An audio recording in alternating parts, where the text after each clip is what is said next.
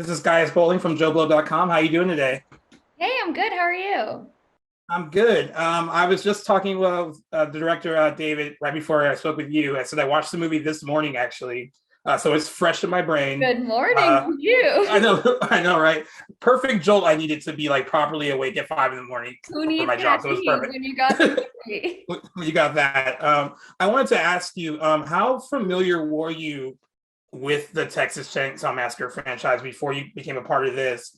And if you weren't, did you kind of do like a crash course before you got started doing this film? Yeah, so I'm not a horror person. I'm scared of mostly everything.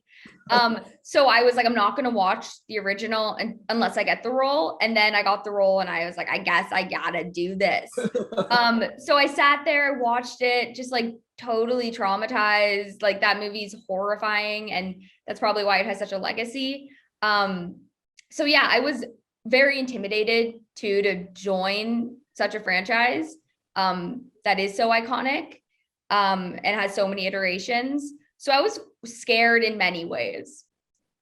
Yeah, I think it's interesting because I hear certain actors that are in these type of movies. Like, Nev Campbell has said that too, like with Scream, how they weren't really like fans of horror movies, or they didn't really watch them a lot. So like to be involved in one, are you kind of like, is it kind of surreal since it's not really your thing or the kind of movies you typically watch? What was it like to kind of be in it for Yeah, you? so it's interesting because while shooting, it's not scary. I wouldn't say you're scared. It's not like the jump scares that happens in the edit. So, but what it is really like demanding physically and mentally to kind of get to that state every day. So that's the horrifying part of shooting it, is that you're getting yourself to these places under the elements, covered in blood and soaking wet and freezing cold and covered in poop when a sewage pipe explodes on you. And you're just like kind of getting shit on constantly, day after day for months. So it wasn't scary, but it was it was crazy. Yeah, I can imagine. I always also hear actors that are in these kind of movies, especially, you look at the people that play these iconic roles like Leatherface or Michael Myers or Jason. In your case, I believe the actor who played Leatherface, his name is Mark, and he seems like a hulking, like big physical dude who needs to be imposing and scary. But I always hear that these guys are literally like the nicest people to work with. Yeah. What was it like kind of having that kind of like, exchange with him where, you need to be like physically like, afraid of him, but I'm sure he was probably a joy to work with as No, well. Mark's a great guy and a really nice guy. We didn't really hang out much. There wasn't much hanging out. And also his Bulgarian stunt doubles, like the kindest guy, and that's who I was doing stunts with. So him being like this hulking presence and then being like, "Are you okay? Oh, I'm gonna hold you." And I was like, "Oh my God, you're good. Like this is fun." So it's a fun contrast, definitely. Yeah. So you're involved in like a few, like you mentioned, like literally getting shit on in this movie. There's a lot. There's a lot of messiness that happens to you. I mean, like, how do you even like mentally prepare for like those kind of days when you're going to be like rolling around in the dirt, covered in blood, like I mean, fake blood, of course, but like it's just going to be a really messy day for you. Yeah, it's funny because, I was sent the script and I'm reading it and I'm like, oh my God, like I'm running through this, I'm running through the rain and I'm covered in blood. And like, this is going to be so sick. I can't wait to do it. And then when you're actually doing it, like a half a page of you hiding under a bed is 3 days, 10-hour days of you hiding under a bed crying. So the difference between like being like, this is going to be so fun. And then when you're really in it and you're like, this is crazy. There really isn't much preparation because when you're in it, there's nothing I really, looking back on it, there's nothing I could have done really ahead of time to prepare in that sense. There's things I wish maybe I had incorporated while shooting it to decompress in between days and shots better instead of kind of staying in that mindset. But yeah, it's just not what you really imagine when you read it on the page. Right. I was talking with David about like my favorite scene in the film, just as a horror fan, the what he called the bus massacre. Just an intensely visceral Yeah. scene that like was like as a horror fan looked amazing to watch. But what was it like for you guys actually shooting it? Because there was like, seemed like there were a lot of moving parts, a lot of people involved. How was that kind of like the beats of doing that scene? Yeah, that scene was insane. I remember reading it, and in the script it said the massacre begins, and I was like, oh, this is the Texas Chainsaw Massacre. It was a really intense couple of days, but Elsie and I, we actually aren't in the majority of that scene. So we had heard so much about it and all the people, the people they were bringing in for and all this stuff. I didn't get to see it really until I saw the movie. So because I wasn't in a lot of it. We were at the beginning part, which was crazy being in that stuffed space covered in, everything. But we weren't in it for a lot of it, actually. That's crazy. I mean, I speaking of Elsie, I wanted to talk to you about her. You two build a very good rapport with each other as sisters in the film, and I was wondering, what was it like, kind of like building that relationship with her while making the movie? Well, Elsie's amazing. I was such a fan. I kind of like fangirled out when I met her because I loved 8th grade so much. Yeah.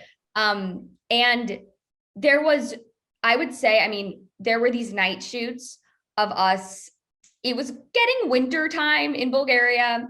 Night shoots. We're running through the rain under the rain machine over and over. And it was like 3 a.m. And I think we were both fully just going insane and relying on each other to stay awake, not freezing, and just like doing these bits constantly, like losing our minds together. And that's when I was like, oh, thank freaking God I have her right now. Yeah, I imagine like doing something like this, like kind of bonds the cast. So like you're kind of like a bit isolated. I mean, you shot in Bulgaria, which is like kind of cool, but like you're kind of isolated just with each other, and you're sharing this kind of really unique experience together. So it probably does bond you guys as a cast a bit more than normally. Yeah, I just got to do some interviews with Elsie, and it's funny talking about these things together and being like, yeah, no one would understand this but her. Like no one was there experiencing what even the producers and directors, like experiencing when you're covered in everything all night running. I mean, yeah, that's a special connection that I probably don't have with anyone else. Yeah. How cool is it for you to like kind of play this part where it's not just kind of you like running and screaming and constantly in terror? Like there are moments where you have to be a badass and fight back, and that I think is really important to see in these kind of movies, because I think horror fans, as much as they connect with like the iconic villains and stuff, they connect with like the iconic like final girls in these movies, and that's because they're usually a bit more strong, and they can be vulnerable, but they also know how to fight back. So how important was that for you to kind of play both sides of that? She wasn't just someone that was like shrieking in fear. She was also someone that took action as well. Yeah, I mean, one of my favorite days, a lot of the movie is me running from Leatherface and hiding and crying and all of this stuff. And so it was really cool to do those action sequences. Those were like my favorite days, I'd say, when I kind of felt like a little badass and like I felt like I was like a little like action figure for a day. And so that was so cool to feel like I was taking action and being in control and like kind of being a badass. And I also, what I loved about this script when I first read it and had talked about it with the directors was this didn't feel like the classic horror trope of like a hot blonde running around in a mini skirt and like she's gonna be like killed and show some skin. Like this character has no connection to anyone in a romantic or sexual way at all, actually. And not a man, not a woman. I mean, the only love in this movie is between her and her sister. And that's what the movie was about. And that's what really stuck out to me, that they didn't want it to be the classic cliche of like a weak like woman and we're gonna like sexualize it in any way. Yeah, exactly.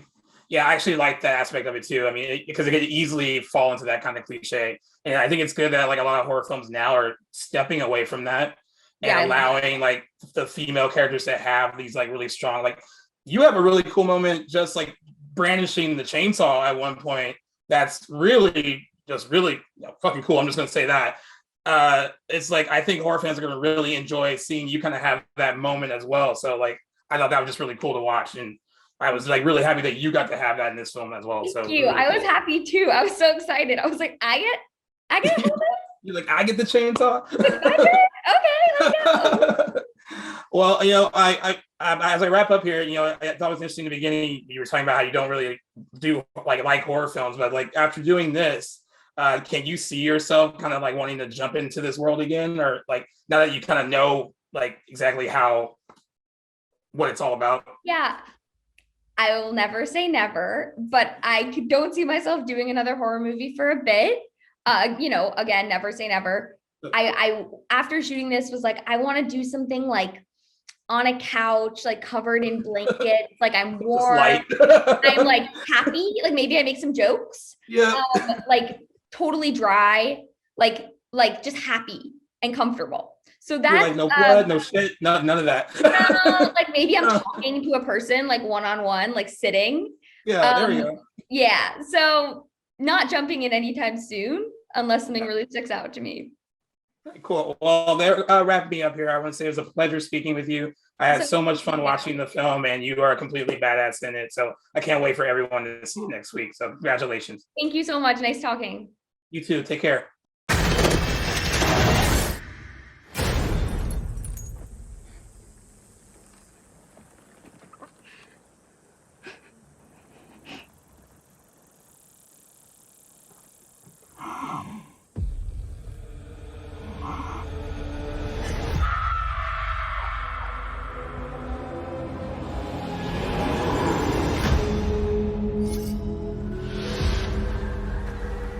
So Harlow is a ghost town.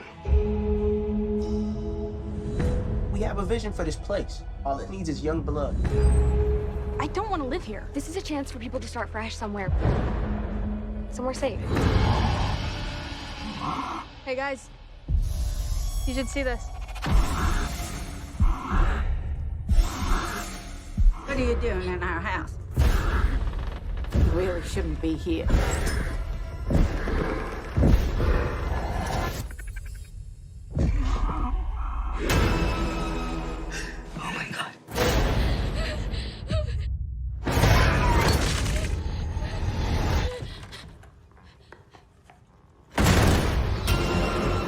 This is Hardesty.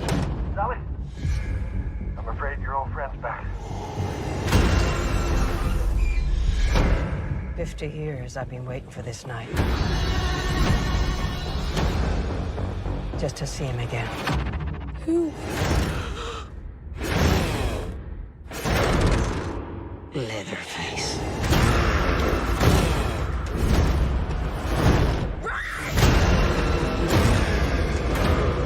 Looks like it's you that he wants. I'm not gonna let him kill you.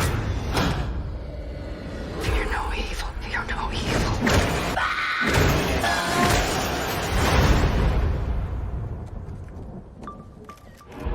Try anything and you're canceled, bro. Oh, fuck.